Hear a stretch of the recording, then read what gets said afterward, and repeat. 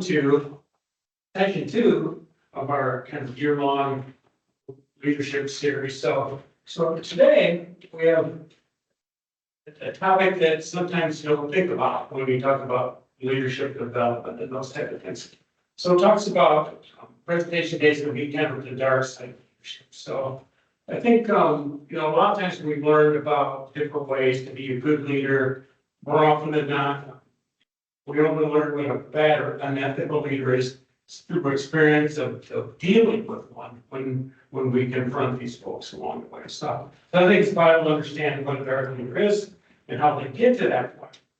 Some leaders might have good intentions, but take another course depending on different internal, external motivators that kind of change the behavior. So that'll be the kind of the focus of our presentation today. So we're fortunate to have two folks who have tons of experience in leadership stuff and have probably experienced some of the other side of leadership because they've been around a long time. So our first presenter is Dr. Patricia Ryan. She's a professor and holds a BA psychology from Siena College, a Master of Arts in Public Administration from Cal State University Northridge, and a PhD in Business Management from an organization from Capella. She has 30 years of management and executive management leadership experience in Fortune 100 and 500s, along with nonprofits in areas such as institutional banking, marketing, finance, insurance, securities, and technology, and 20 years of academic leadership, including teaching at the professional, undergraduate, and graduate level. So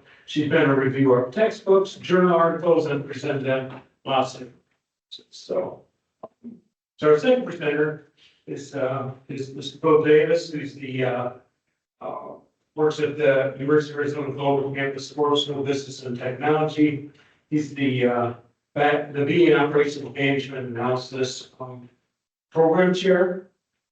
He has extensive experience in education, all aspects of business, consultant, management, leadership, sales, marketing, strategic planning, human resources, and organizational change. 3 decades of experience working in the beverage industry, specifically with the PepsiCo system, a Fortune 500 company serving in front, middle, and executive level leadership programs. Positions here. He's taught over 320 courses in higher ed and online non-government modalities and 20 years of extensive academic experience. So we appreciate your sharing your time and talents and expertise with the group. So with that, I'll turn it over to you two. Bill? Charlie, thank you very much for an introduction. I get to go first because I'm not only playing a role with some of the slides, but I'm also moderating some of this. So I'll be advancing the slides. But I'd just like to say thank you for having us. Thank you for having me.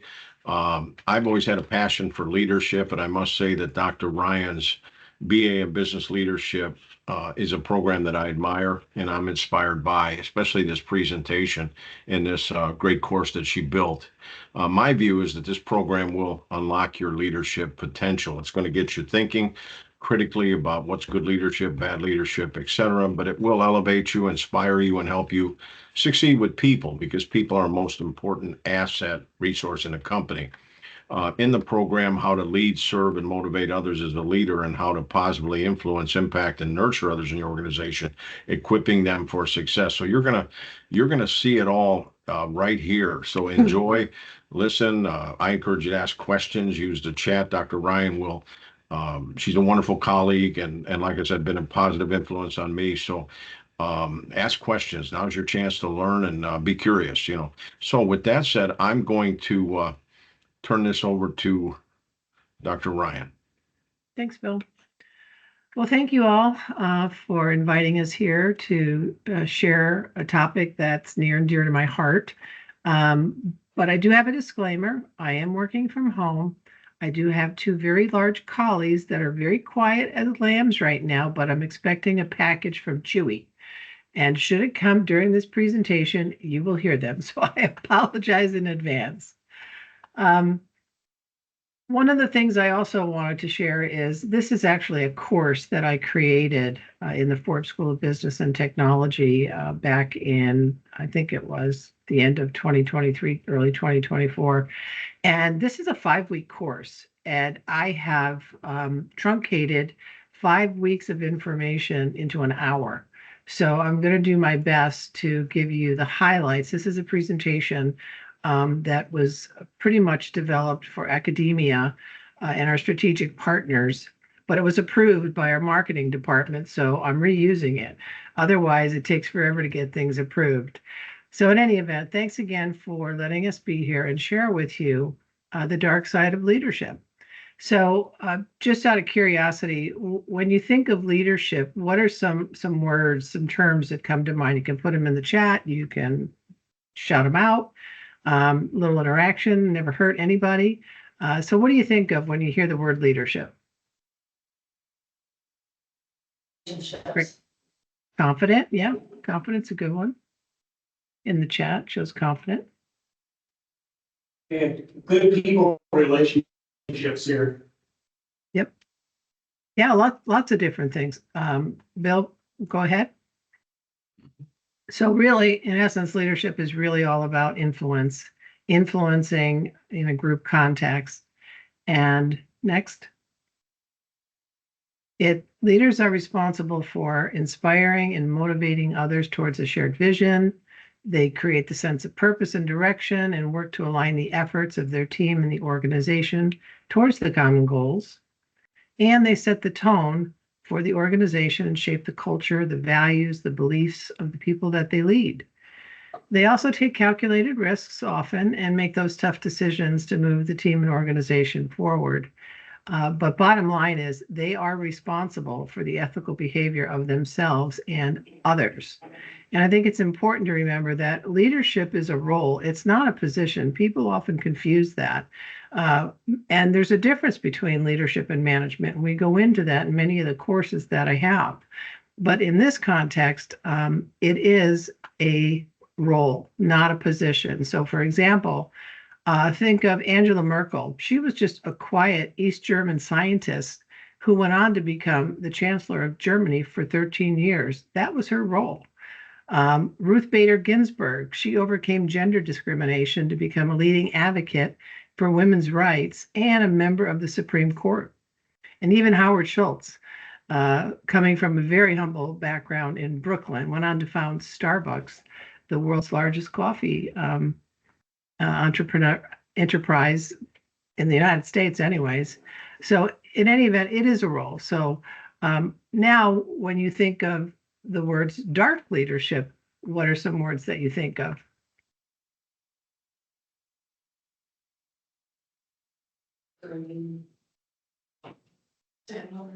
Draining. I'm sorry, I couldn't hear that. Draining. Okay. In the chat, I see hidden agenda. That's possible too, yeah. All right, Bill. Here are several words that have been identified with dark leadership, and I'm sure some of you are familiar with them. Toxic leader, a bully, evil, narcissist, rigid, judgmental, punitive, angry, abrasive, opinionated, harsh, demeaning. I've had probably all of these bosses in my corporate career. I hate to say it, but you know, when you're a female climbing the corporate ladder, it can be pretty tough. And even a male, you run up against people that could be dark, have hidden agendas, self-interested, etc. But there's a consequence for this. Based on the research, close to 3 out of every 10 leaders are toxic. I don't know if that's surprising to you. And toxic leadership is responsible for a 48% decrease in work effort and a 38% decrease in work quality. In a survey by Life Meets Work Consulting, revealed that some companies experienced as high as 73% turnover due to a toxic leader. And if you're a business leader, you know how much it costs to onboard somebody. And if you've got attrition at 73%, you're just throwing any profits you have out the window. And toxic leadership takes a toll on our mental and our physical health as employees. It leads to coming in late, resignations, stagnant innovation for sure, low productivity, sometimes interdepartmental conflict, and a high turnover rate.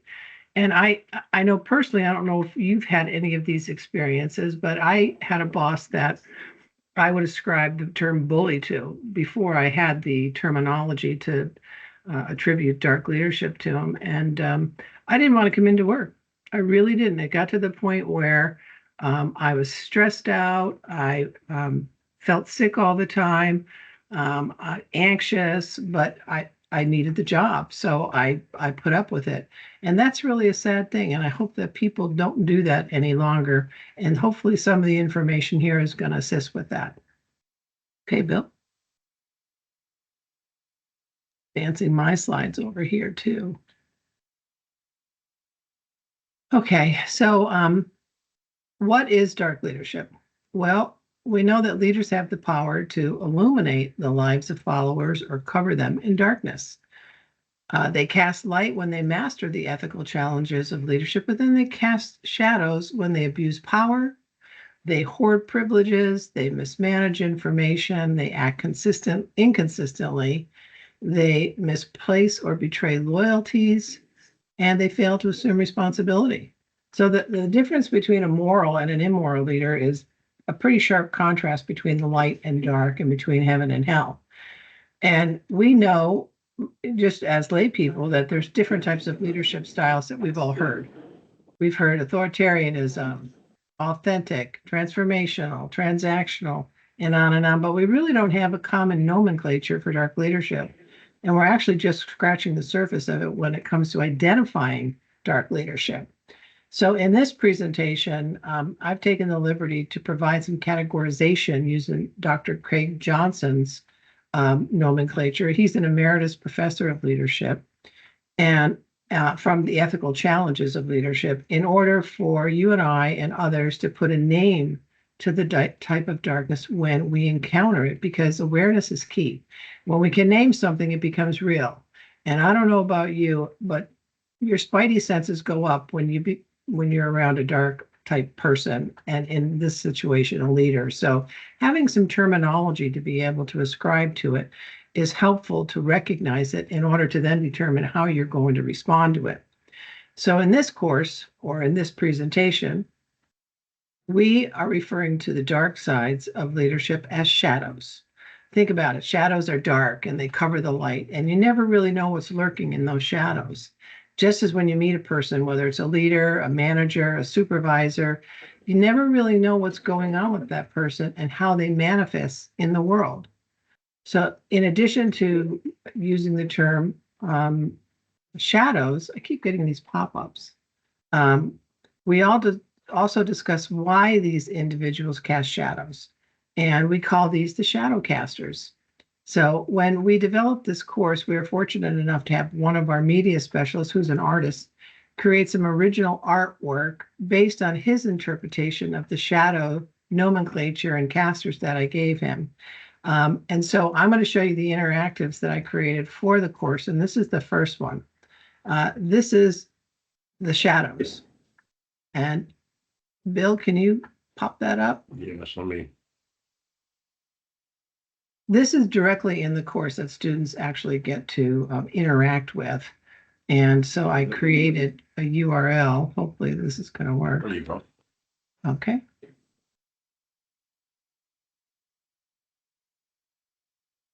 I don't see it, Bill. Oh, I'm sorry. Everybody, it should show on the screen. It's on mine. Yeah, but remember, you got to pull it over. We practiced this yesterday because we don't use Teams very often. We usually use Zoom. So Bill and I had to practice a couple times. Yeah, let me ask you here as I flip this over. Can you see that now? Because it opened in mine. All I see is the slide that says shadow casters. But remember, if it's on a different screen, you got to drag it over because yeah, it's it is, and that's what I'm doing. It showed up on my left, and then I dragged it over, but for some reason, it's not showing. I'm wondering if, yeah, I don't want to go backwards here a second. Let me try this. It keeps going, it defaults to this slide all the time. I don't know. You can't see that right now, right? Nope. It was in advanced. I don't know why that is, and I don't know. Well, you play with that and see if you can Okay. fix it while I talk. How about that? Sure, Well, sure. well, I can't because of the technical glitch that we're having. Um, I can at least talk to what the shadows are. You hope no, that's not it. Yeah. In Yeah, essence, there's 6 shadows. Bill, am I interfering with your concentration? No, no, you're fine. You're fine. Continue. I would just talk it because for some reason, when it does open, it opens on my screen, but when I drag it over, it's not showing in the shared screen. So that's a little glitch or something. I'm not sure. But Do I you think have if 2 or 3 screens? I've only got 2 screens.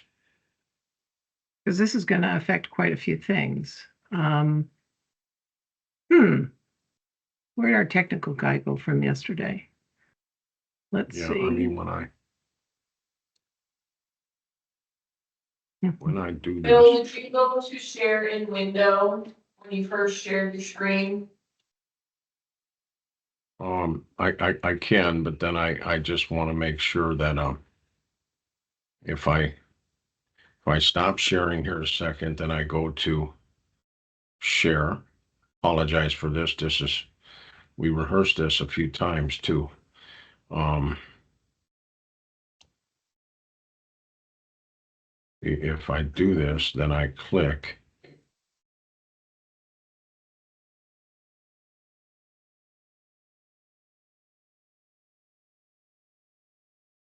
Yeah, it keeps defaulting me to. Here, let's see if this will work. This might do it. Can everybody see that? Nope. Still just the slide? Yeah, I don't know why that's doing that. Because it opens, I move it over, and it's not showing. So the only thing that I can do is just share a different screen right here and hope that we share this one a second. Okay. Can everybody see that? Those are the shadow casters. I don't Right. have one for the shadows. All right, so let me just talk about the shadows and then we'll go into the shadow casters. Well, you can see the artwork on the shadow casters. That's original artwork from Daniel and Dwayne, who interpreted the definitions of the shadows and the shadow casters that I provided. And these are click and reveals in the classroom where a student would click on it. It's a tile that would turn around and it would provide them a definition and some examples. And then when they get to the end of it, there's some Q&A that goes on. So the first shadow, there's actually 6, and I was only going to speak to about 3 of them, but I'll talk. The first shadow that some leaders have, we refer to as power, because power, whether it's formal or whether it's informal, it aims to influence and persuade employees. Leadership cannot exist without power, but the greater the power, the greater the increased risk of negative behaviors. So power can have a corrosive effect on those who possess it, leading it to potential abuses such as deceit, coercion, and cruelty. And we know that. Somebody shout out. Just out of curiosity, Bill, is it minimized on your screen at the bottom? Because I know yesterday we popped it up from the bottom. Yeah. No, I don't believe so. I've got this here. It's the slide before that. There you go. Okay. And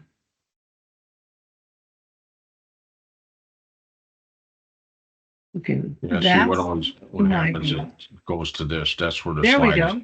There we go. Oh, is that, That's it. that's what, That's it. that's what you, Yeah, okay, good. good job. Thank you, Bill. Thank you.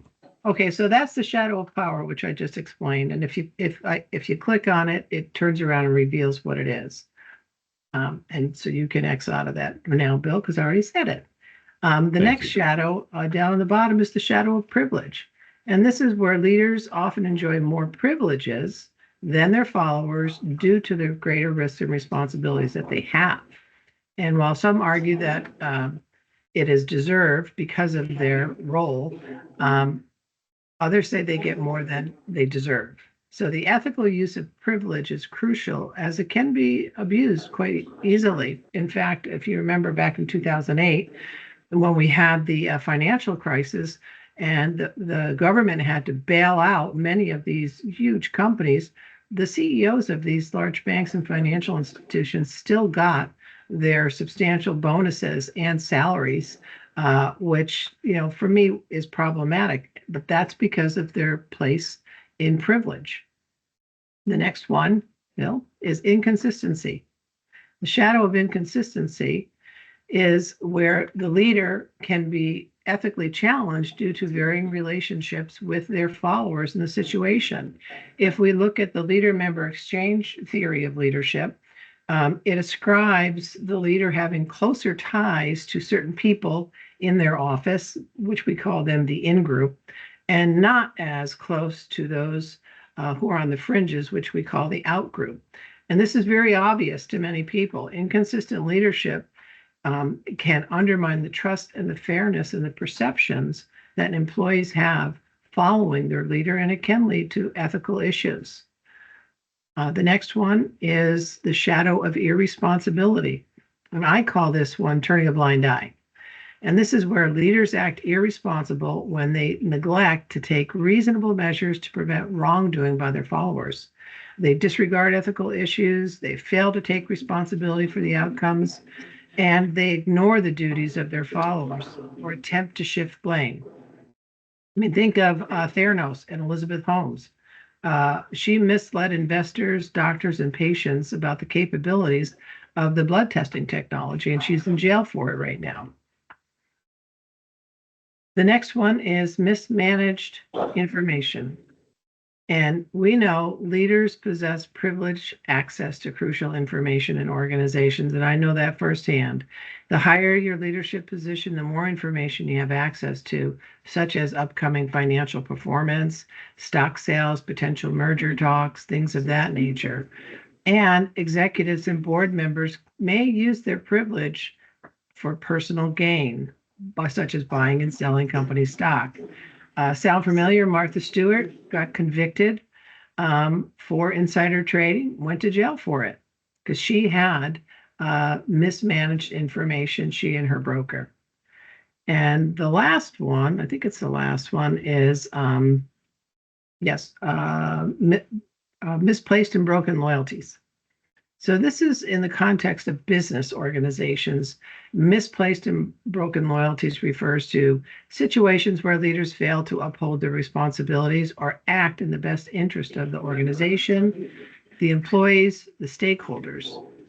Misplaced loyalties could include prioritizing personal gain over company success, favoring friends or family over competent employees, aligning with unethical practices, etc. And broken loyalties is betraying confidential information, failing to support your team members, neglecting ethical standards, etc. And that erodes trust in the employees, and it's reputational damage. There can be legal and financial repercussions as well. Okay, we're done with that. Let's see if we can get back to the slide now. Bill, use your magic. Okay. And now that's the URL. We want the slide. I think it's behind it. You can minimize that. Let's do this. Probably the best thing for me to do right now is just reshare back to my other screen. Okay. As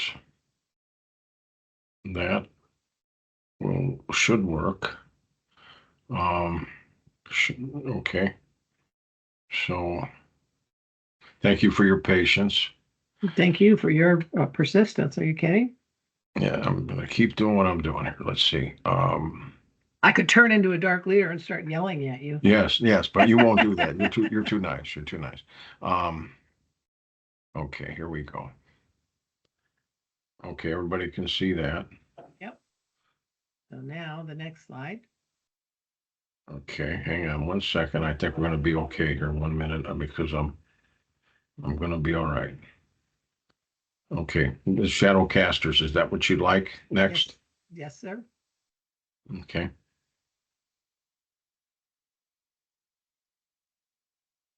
And I'm gonna, fingers crossed, okay. Now, can everybody see that? Nope. You can't see because I moved it over. So it looks like I'm going to have to reshare again. So again, my apologies. Okay, stop sharing, share again. Here. That's so odd. Yeah, I mean, it was doing it yesterday, so I just Yeah, I don't know. know. I agree. Um, let's see what that does. Okay, everybody can see that? Yeah. Okay, is Very that the good. one you, Yep, that's the one. Thank you very much. Mhm. So while we just explained what's driving this leader to be a dark leader, whether it's power or privilege, etc., the way that it manifests, the why that they are doing this, we refer to as shadow casters. And just like the shadows that our in-house artists created, again, they created original art. You can go to the next slide, Bill. Or next there, yeah. And again, this is the why, and I won't go through them all.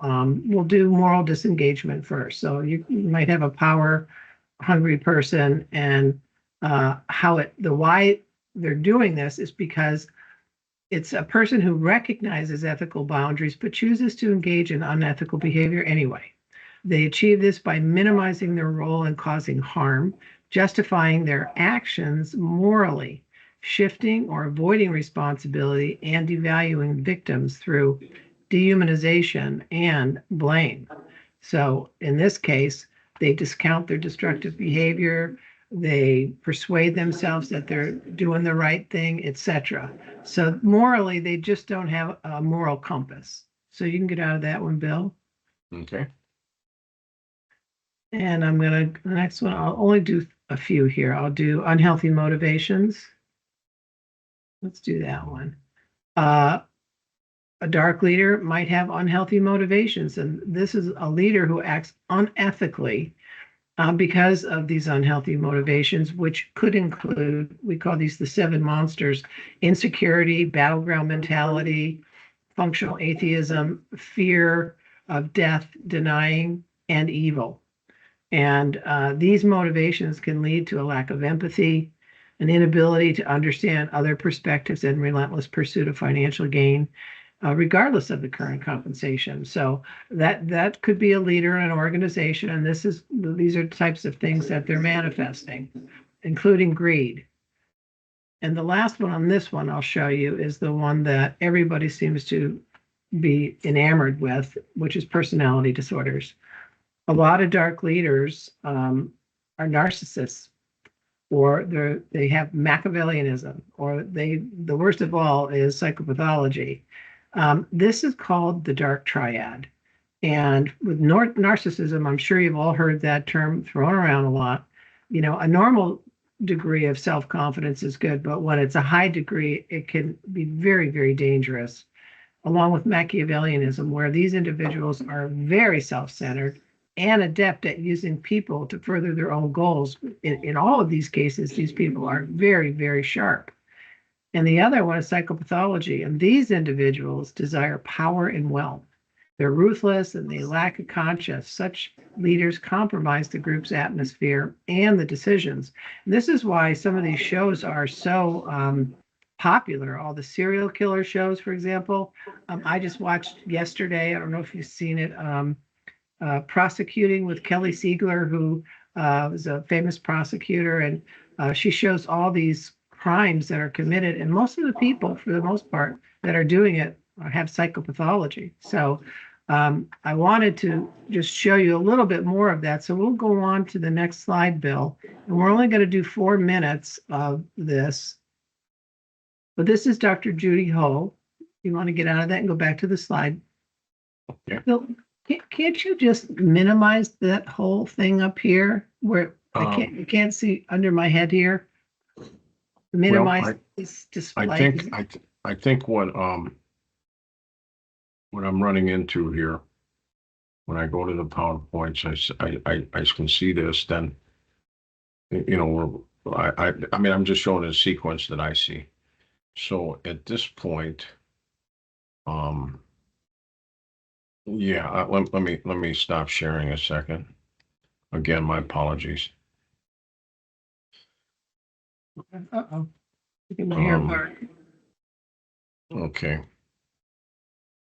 Yeah, and by the way, you did a super job covering those slides, so thank you. Yeah, see, right now, I don't know if you maybe just want to talk until we, Now, I You want get- you to do, what is the dark triad with Dr. Judy Ho? yeah, That one. No, go back. Want to click on that? okay. Yeah, click on her right here. What is the Oh, dark sure. triad personality? And then see if you can bring that back. Yeah. Okay, you wanted to, can everyone see that video? No, Oh, that's odd. Why that does that. So it looks like I'm gonna have to reshare this on my screen. I have to stop sharing. At least we're getting through it. That's the good news. Little bumps here and there, but we'll fix this. Okay. Okay, everybody can see the video? yep. Let's do 4 minutes of this. Let's make sure we have sound. All right, Bill, stop it and go back to, the 3 buttons that you know. Remember, Okay. when you share it, you have to put the sound on. Oh, the sound didn't work. Okay. Well, I'm glad I got you as a coach here. I always said that I'm pretty good in a lot of areas, but I get a B in technology. So, let's see here. Stop sharing. Share. Thank you for that, Patricia. Sure. Patricia's my technology coach. She's helped me a lot. All right. Include sound. I'm learning. All right. Everybody can see this. Hopefully, fingers crossed, you can hear it. Triad personality styles. Dr. Judy, this is the first time I've heard of this phrase. What are we talking about here? So dark triad is really interesting. It is a set of traits that are associated with individuals who, for example, commit crimes, who are escape or con artists, who essentially eventually end up in the justice system one way or another. And a lot of our research is derived from individuals who eventually found their ways to jail or prisons. But over the years, we have found that these individuals are also found in what we call community populations. This means that they're not necessarily in the justice system in any way, but in the community, they're wreaking some havoc because of what they're doing.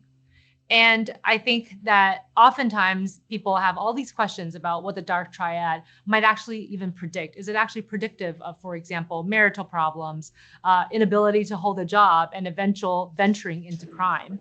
And there is some predictive power, but there are also some individuals who just continue to live among us and don't actually suffer any legal repercussions.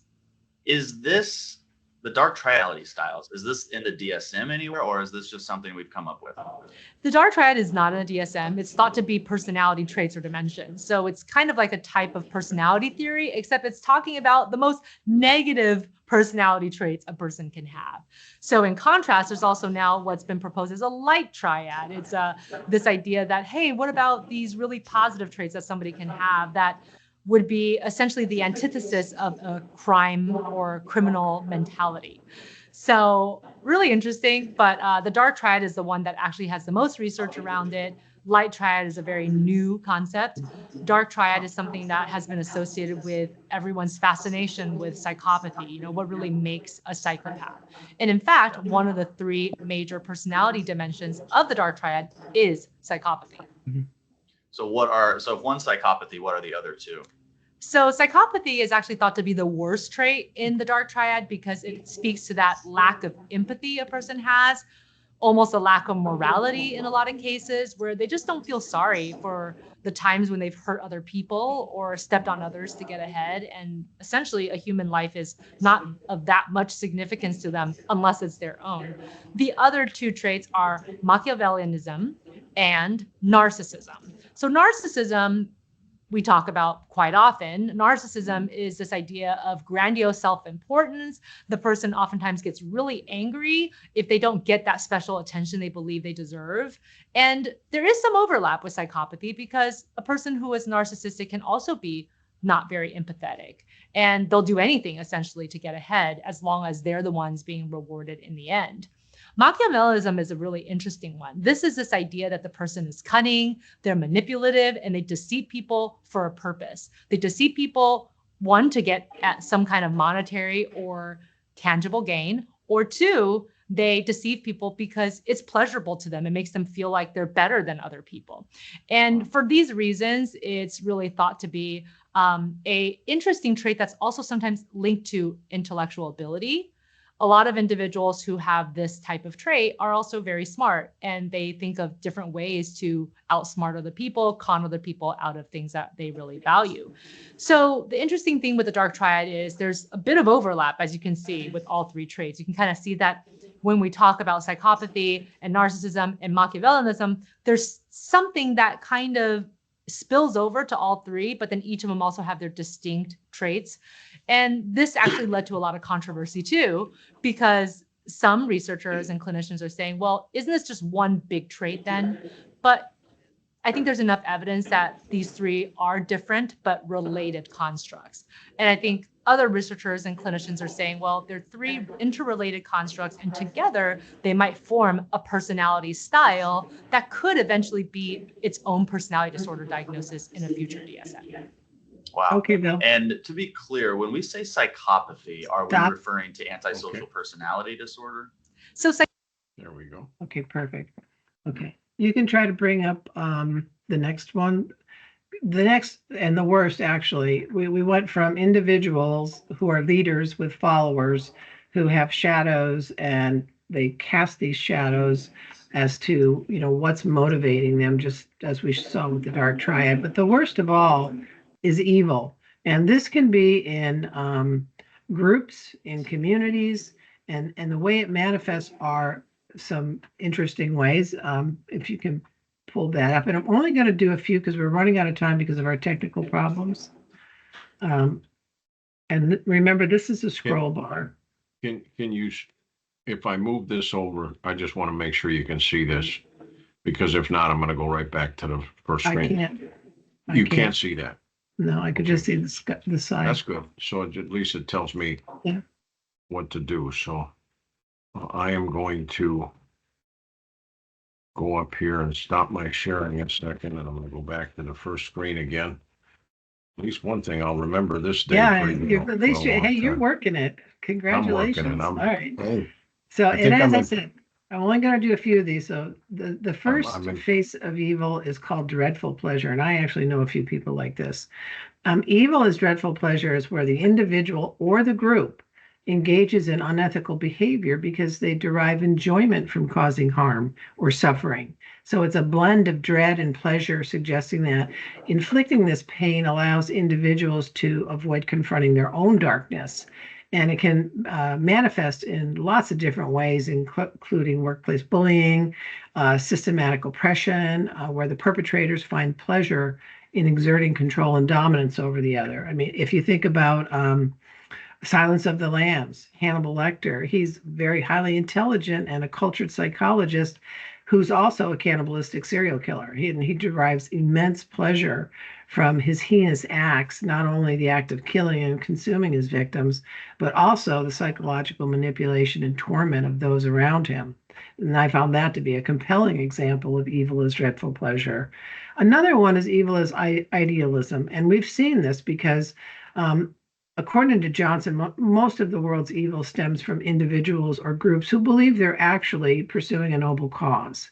And from this evil, this idealism occurs where people become so fixated on achieving a specific goal that they disregard the ethical considerations and they justify their harmful actions. They can be motivated by a sense of moral superiority, for example, and may harm others who perceive them as obstacles. They rationalize their oppressive or violent means in pursuit of what is deemed a righteous end. And this is the Aryan symbol for white power. And I would ascribe that to this particular group. And then there's evil as exclusion. And this is perfect example. This is Auschwitz. And this is where, in this case, it's discrimination and marginalization and dehumanization. And it's a sense of otherness where people justify treating individuals or groups as inferior and unworthy. And in moral exclusion, they extend respect and protection to those that are considered deserving. Let's just say the Germans, and others on the outside are undeserving and are not accepted. And that's just what happened in Nazi Germany. And then there's a few others. There's evil as ordinary, evil as bureaucracy, etc. But I'm not going to go into all those. So we can get out of that, Bill. Okay. And go to the next slide. Let me do this. And again, this is probably the easiest way to work this right now. Yep. And I'm going to go through this really quickly too. Okay. Now I'm going to go ahead and share my screen here a sec. Reshare this a second. So we know that individuals can be dark. We know what shadows they may have, what motivates them. We see evil as the worst, where groups and communities can also be dark, but also countries can be. And the dark side of globalization. So we take we kind of go to the extreme. We start with the individual and the internal workings, and then the groups, and then we go global. And the same thing that we did with the shadows, we do with the dark side of globalization. Next slide, Bill. Yes, 1 second. Let me just get this again, because I just know if I move it over, you don't see it. So. Well, this is just a slide. This is not it's not a Okay. URL. Okay. Let's do this. Wait, that's not the one I want. So Let's do for this. the dark side of globalization, we're using the same shadows, only we're applying it to countries. So you can go to the next slide. So for the global shadow of power, for example, it's a little less overt sources of influence that shape global politics and global economics and technology and cultural dimensions. And that's when leaders forget to take into account the far-ranging consequences of their choices. For example, China is accused of using its power to exert control over the sub-Saharan Africa. Nations around the world rely on coal-fired power plants for energy, but these coal fire plants, contribute to the global crisis of climate change. Apple, Intel, and other manufacturers of electronics were accused of funding mass rape, murder, and slave labor in the Congo through their purchase of conflict minerals. So countries and nations can also exhibit these shadows. Bill, can you bring that slide up? Yes, right. I'm trying. I hope you don't remember all my miscues here. Let's see. There's also the shadow of inconsistency in a global. And that's where, for example, a lot of nations have faced human rights criticisms for their business practices that contribute to human rights abuses, such as labor exploitation and operating in countries with poor human rights records, while publicly endorsing human rights. Just leave it there for now. So Okay. the shadows for the global shadows, they apply for countries, and I won't go into them because we only have 15 minutes left. But what are the ways to be aware of the process, the behaviors of a leader that you're engaged with, as to how they try to persuade you and influence you to do what they want? I'm going to turn this one over to Bill. Okay, well, thank you very much. And, so far you've gotten some great content here, and you're going to take those chunks that you want to remember and apply. And I'm sure Dr. Ryan has got you thinking very well, because I know when I first saw this and participated in the prior presentations, it was absolutely exceptional.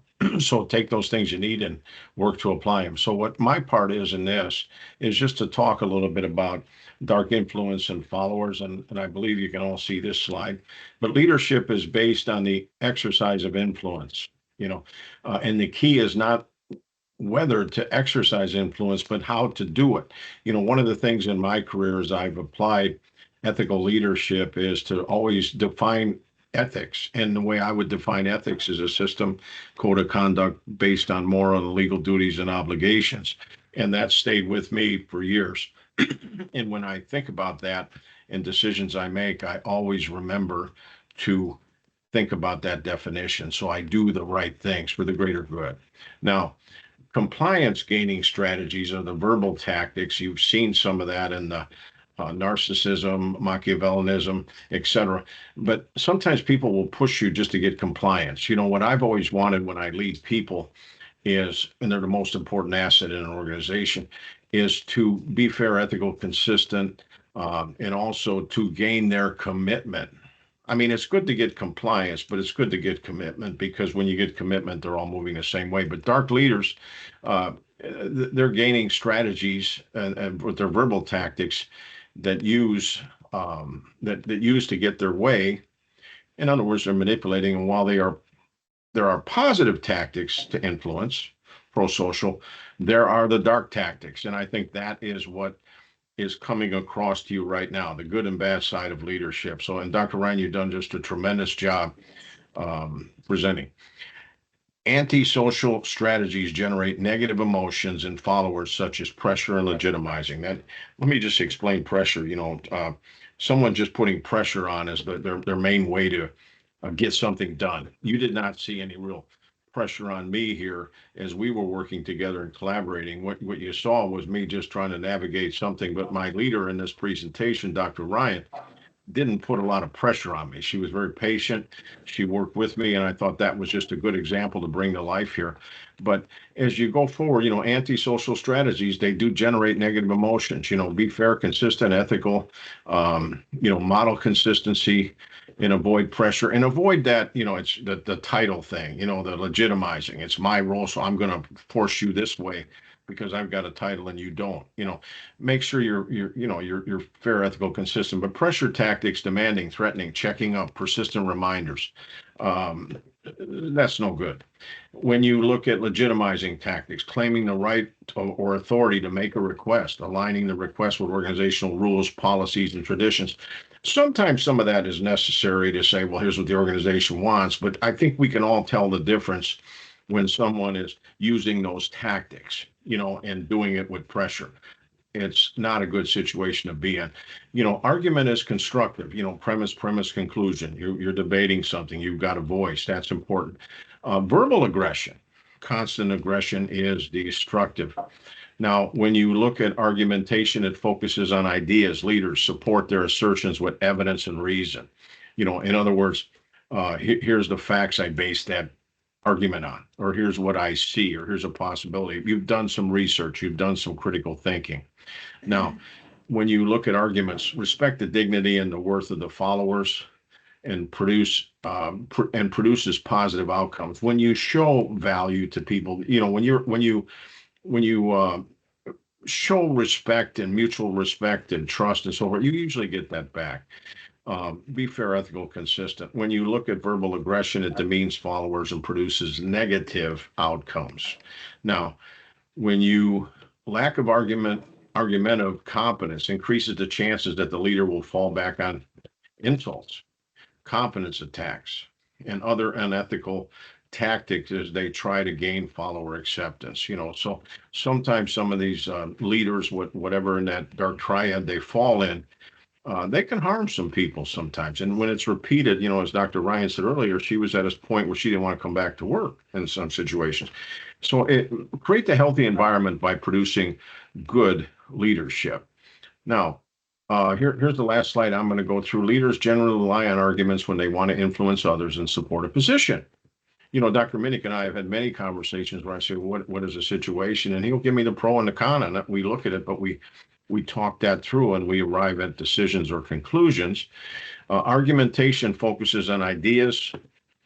Leaders support their assertions with evidence and reason. I'd like to try this. You'd like to try that. What's your idea? Can you support that assertion? What's that based on? All of that is very healthy. Verbal aggression is hostile communication that attacks the self-concepts of others instead of their stands on issues. Aggressive tactics include, let's just take a look at some of these. Confidence attacks. You're clueless. And remember, 3 parts to any message: content part, the feeling, the tone, the point that you want a relationship. Talking to people like that is just terrible. You're clueless and you put the wrong tone to it, and all of a sudden, somebody's offended or harmed. Character attacks. When you start doing a conflict like that, they're tough to resolve. And I know Dr. Minnick has Dr. Randy Richards, who's going to talk about conflict. But, when you get into value type conflicts and you attack character, they are difficult to resolve. Insults, teasing, ridicule, profanity.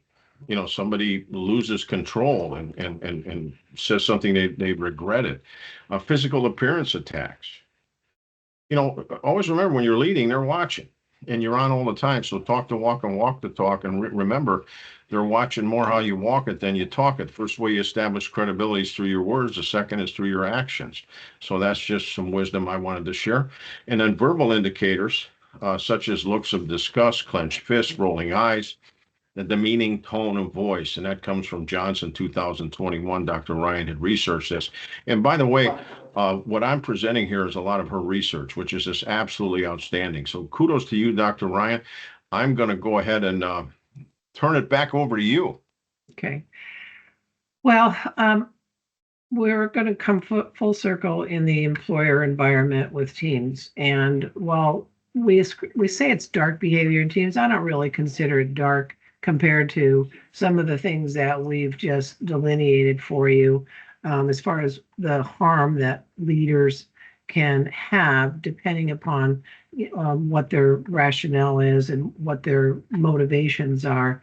In teams, it's a little different. It's really about harmony over disharmony and what the consequences are. So because we've only got 7 minutes left, I'm not going to really get into this. I'd rather go to the next slide, Bill, so we can kind of bring this home. So what the heck do you do when you find yourself in a situation where you're like, I think this is, a toxic leader. I think this is a dark leader. Well, first of all, don't blame yourself. It's not your fault. That's their fault.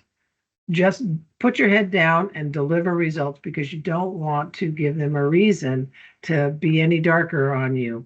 And sometimes you can just use it as a stepping stone. That's what I did in a few positions. It's like I tolerated it until I could get the heck out of there. Never play the power game, because you're going to lose. The leaders have power, or they wouldn't be in the role that they're in. And it could be really consequential for you.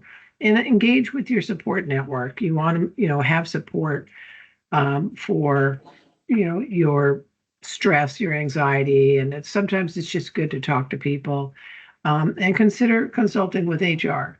Now, one of the things you also can do is just leave. I didn't have that in this slide because this was meant for the employees in our strategic partners. And I don't think they would have liked it if I told them just leave. So that's not there, but you have that option as well. Next slide. All this to say, in 5 weeks, we only do 2.5 weeks of darkness, and then I take them to the light. I want them to leave on a positive note.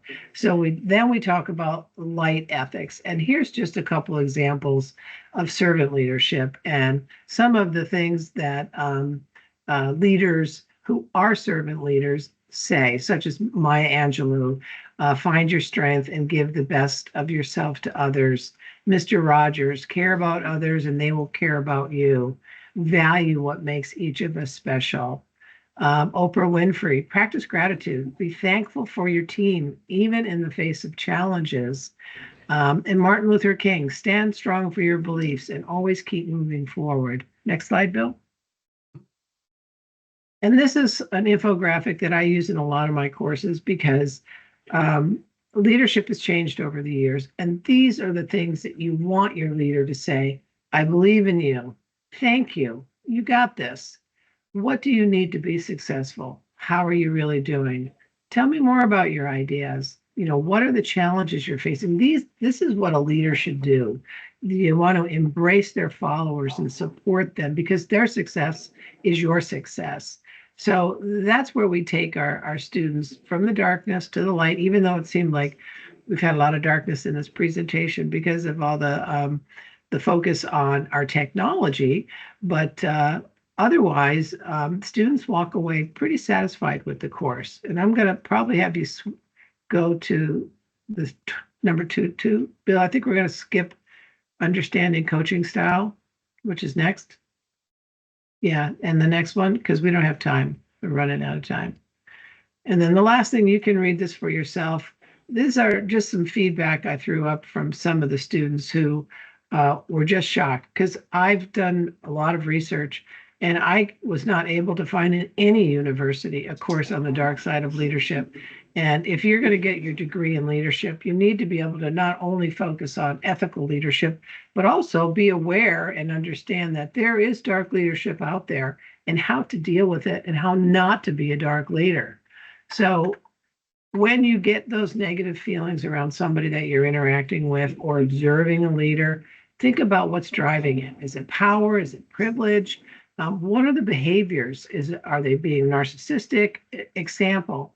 And then just follow the light, keep your head above water, and learn how not to be. We often learn what not to do by observing those that are doing these darkness behaviors. So I'm going to conclude with that. And I just want to thank you for your indulgence in our technology fiasco. But Bill, you did a brilliant job. You persisted. I appreciate you. Thank you so much for doing that. And I'll open it up to questions if anybody has any questions. I hope we didn't put you to sleep, but I hope that this gave you some information to think about. I think one thing organizations need to think about is when we put people in leadership positions, to make sure you put the right person in the right job at the right time. So hopefully we have a good screening process, interview process, a promotion process, where we put the right people in there. We don't allow people to get to that level. I think because sometimes there's something called the Peter principle, where you promote people to the level of incompetence. Yeah. Education decades ago were a good example. Yeah. When they formed myself, became principal, but they Yeah. experienced that. And I've seen in sales, just because you're a good salesperson doesn't mean you're a good sales manager. Right. There's a difference between getting results for yourself and getting results from other people. Yep. So I've seen lots of examples where people they just get promoted, but they get promoted to a level of incompetence. And once they're there, as Patricia and Bill said, they can do tremendous damage. Yeah. Because really, I see what happens here is you lose good people. You lose high performing people because they don't need to put up with that crap. I'm just not gonna put up with this sort of madness and craziness and all that kind of stuff. So I'm gonna go somewhere else. Unfortunately, sometimes those local performers don't just keep hanging on because they got, you know what, I was gonna keep hanging on. But you lose those high performers. So I think, what can an organization do is to make sure you put the right people in the right job at the right time, and you have processes, procedures, evaluation things to put people there so they don't get to that. And if you get to that point, you have to bend people to the wall. Because I think in some ways, if you don't call people on their bad behavior, you're essentially rewarding that bad behavior because it's okay. If Johnny plays in the street and you don't tell Johnny don't play in the street, he thinks it's okay to play in the street. Yep. Same way with treating people that way. If you don't hold people accountable, call them on their actions, they're gonna keep doing it because they think it's okay. It's this kind of reinforcement of this bad behavior. So, yeah, so I think we've all seen ugliness. But the worst part is, you just treat people poorly and you really lose good people. That's that part. And appreciate, I think your thing was like perfect example. You know what? I don't even want to go to work for this place anymore. I can't do this madness anymore. So you lose good at a place like yourself, we're gonna go find somewhere else. That costs all kinds of trouble. So I think organizations need to make sure they promote the right people, just not because too often we do it because it's your attorney been there the longest. Like the principal example. We moved up, so I'm gonna put you up there because it's your turn. That's a bad idea. That's a really bad idea. So I think that's what we need to do as an organization, to try to prevent that as best we can, because it can be just damaging and it can destroy our organization fast, really fast. I think the skill of doing evaluations on your personnel and learning how to do that is key to the success. But you can have really good employees that you can get to be really, really good employees if you evaluate them and support them and encourage them to do better, and everybody's a win. That's The it. employee, and you are, and the organization is. Yeah, I think that's, yeah, how do we as leaders, how do we get effective results for other people? Right. That's fundamentally what we have to do, I think. And- Well, and organizations have a responsibility. If you're going to promote somebody, they might not have all the skill set. You need to help mold them and provide them the tools and the skills that they need. And I think that's a failure of most organizations. As I said, I've been in corporate for 30 years before transition into academia. And I've climbed that ladder. Nobody gave me any instruction booklet on how to do that. I had to figure out by watching people, by observing, how the good managers got promoted, reading, things like that. But there were a lot of folks that got promoted that failed. So, I think we need to do better. So we live in the wild, we promote people to the level. So, Yeah, Charlie, one thing I'd like, just a little tidbit I'd like to add is that people, process, structure. I mean, I ran a facility, 170 million of sales, 140 people. And as I looked at that, I had all kinds of different leaders in different places. But the one thing I was taught from some of my mentors was always remember people, process, structure. So put the right people in the right places. Usually if you got a problem, it's either a leadership process or a structural problem. So just make sure that you're putting the people in with the right ethics and consistency, and people are not going to abuse that power. Yeah. Right. very good, so it's still after, we want to make sure we end cost some time too, so. So thanks for, Yeah, again, thank you. Thanks. Thank you. Thank you, everybody. Thanks. Thank you. Thanks, Bill. Thank you. Good investment of the numbers. Good. Yeah, we've seen all the time, how can we, I've seen so often